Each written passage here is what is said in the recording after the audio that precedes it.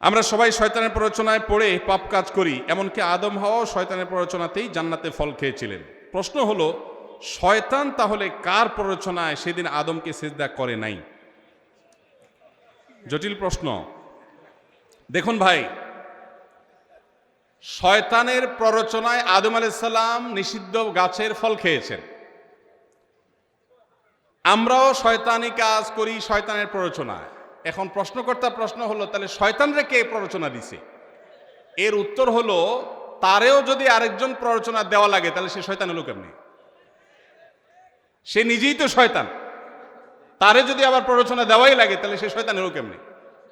ভাইরা আমার, মানুষ খারাপ কাজ শুধুমাত্র শয়তানের প্ররোচনাতেই করে না, প্রবৃত্তির তাড়নাতেও মানুষ খারাপ কাজ করে। দলিল আল্লাহ তাআলা কোরআনে বলেছেন, ইন্নান নাফসা লাআম্মারাতুম বিসসু। মানুষের প্রবৃত্তি এটা মানুষকে অনেক সময় খারাপ কাজের প্রতি নির্দেশ করে। এই যে রমজান মাসে শয়তান শেকলে বাঁধা আছে, তারপরে কি সব খারাপ কাজ বন্ধ হয়ে যাবে? তার মানে ওই যে ভেতরের যে শয়তানের দোসর, ভেতরের শত্রু যে কুপ্রবৃত্তি, সে কুপ্রবৃত্তি মানুষকে খারাপ কাজের নির্দেশ দেয়। তো শয়তানের প্রবৃত্তি তাকে খারাপ কাজের নির্দেশ দিয়েছে।